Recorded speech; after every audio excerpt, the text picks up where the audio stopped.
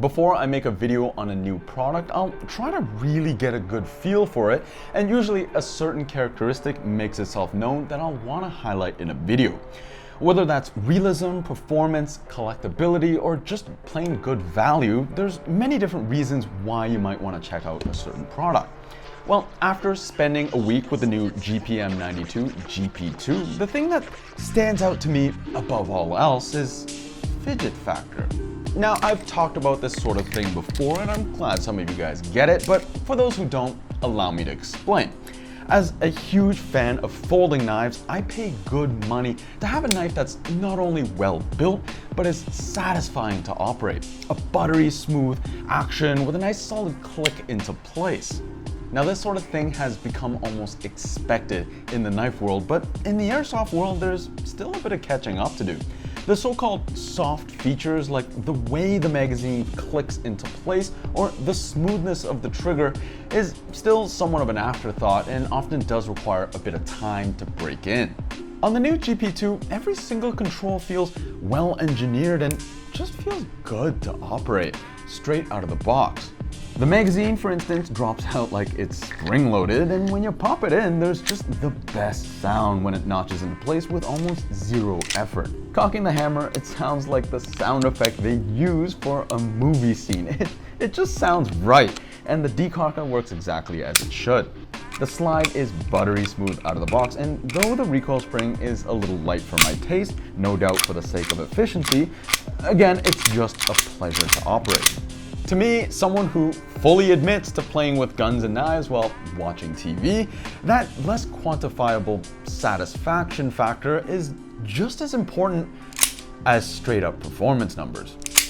But the GP2 has some of that as well. It's a refinement to the original GPM92 with a new hop-up system borrowed from the GTP9 with an astounding 120 clicks of adjustment.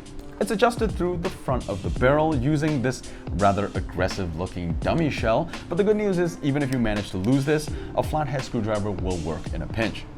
The clicks notch nicely into place, and each click moves the hop-up arm 0.0075 of a millimeter, which is absurdly fine adjustment, but for a hop-up unit, more adjustment is never a bad thing, and I really do think G&G hit the mark, pun intended, with this hop-up system.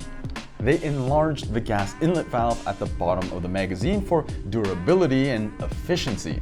It's not an area I ever really gave much thought, but when you load the gas, the nozzle does sink in deeper, creating a better seal, and it does feel a bit more solid.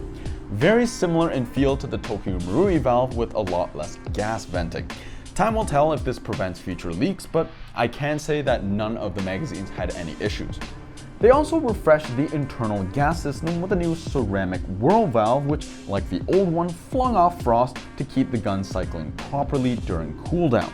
I tested the GP2 to shoot just under 80 shots on one fill of gas, which is nearly double the original GPM92, but of course there are many factors involved, including the fact that it's nearly 30 degrees today, so take that as a rough estimate.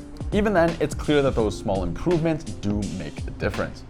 When I first picked up the new GP2, the first thing I noticed is just how substantial it felt just sitting in my hands.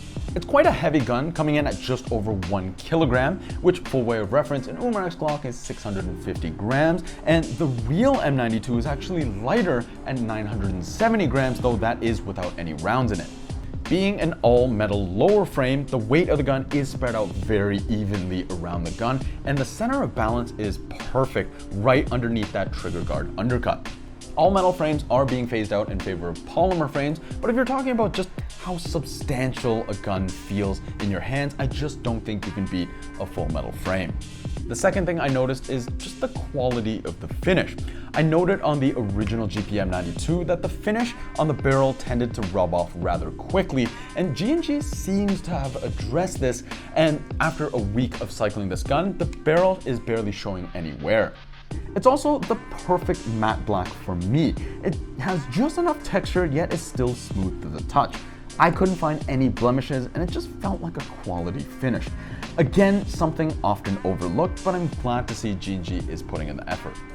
Sadly, this gun does lack any official Beretta trademarks, but credit where it's due, the G&G lettering is very crisp, and on first glance, it does look quite realistic. Sure, this might be a deal breaker for the collectors out there, but for the gaming crowd, I don't think it detracts from an otherwise excellent replica. The GP2 is available right now in 3 different color variations: an all-black model, black with wood grips, and a limited edition silver model with wood grips. The cool thing about the silver is, by design, all the high friction areas are polished, so if anything, it's even smoother to operate than the black version. It's also actually a dual tone silver with a higher polish on the controls and barrel. Personally, I do prefer a more brushed silver, but I gotta say the silver finish is quite well done, and despite being almost a chrome finish, doesn't feel cheap and does look pretty good on display. It also has red iron sights instead of the standard white dots, which I think is a pretty cool touch. If you do have your eye on the silver model, I would pick one up quick. We're told that this will be quite a limited run. It's worth noting though that the polished silver finish does make the gun a little slippery in areas like the front and back of the grip. So if this is for gaming use and you find pistols tend to slip and slide in your hands, maybe stick with the black one. The wood grips are real wood and finished with a dark stain. Gorgeous look in my opinion, with a very Miami Vice detective sort of feel, which I think is pretty cool. They are thicker than standard grip panels, and the M92 has a notoriously chunky grip as it is, so bear that in mind. Personally, I do prefer my grips thick, and I love the chunky grip of, say, a USP, but if something like the Glock grip is a perfect size for you, you might find this a little on the chunky side. As for the rest of the ergonomics, it's classic Beretta design with classic Beretta problems. Mag release and slide release are pretty perfectly placed, but neither of those are ambidextrous. The safety is tough to engage one-handed, though it is ambidextrous, but the bigger issue is it can get in the way when you rack the slide. If you're used to grabbing the back half of the slide, that safety doesn't feel that great, though personally I started racking it using the solid rear sight instead.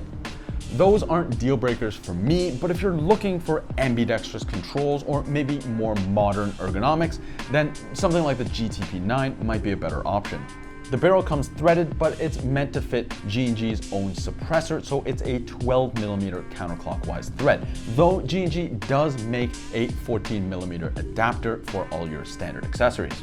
Looking at the trigger, it's got a really smooth, flat face on the front, very comfortable on the trigger finger.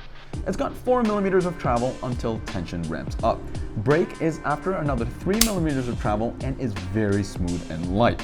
Compared to the original, there's almost no over travel after the brake, which is always a good thing. Reset is exactly where the tension ramps up and has a nice tactile reset that you can feel through the trigger. Double action is predictably extremely long, but because it's so smooth, for a first shot after decocking the hammer, it's more than adequate, and this would actually make me consider carrying this gun decocked. Finally, the packaging is G&G's standard plastic hard case, which I've always said is great for transport if you don't yet have a pistol case, but they still need to add one tiny little cut that would allow you to carry a third mag instead of that speed loader. Standard G&G instruction book that covers all the basics specific to the GP2, and I'm very happy to see a full exploded parts diagram. Altogether, quite a nice presentation and package for your money, and I still think is one of the best as far as pistols go. Not a lot of pistols actually come with a hard case. Alright, so the GP2. Is it truly one step closer to perfection? Well, honestly, yeah. The M92 just doesn't get a lot of love these days, and I'm really glad someone's bringing in newer tech to the table. It's got the gas efficiency to hang with the best, an excellent hop-up system, and like I've been trying to say, it just feels good to operate. What more can we really ask for?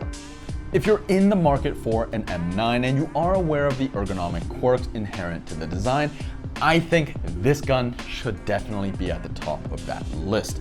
But don't take my word for it, you gotta check one out for yourself.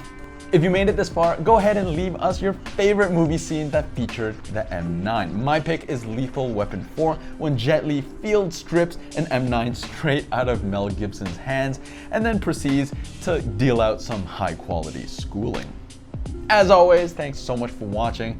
Subscribe if you feel like clicking this BB-shaped button, and we'll catch you on the next one.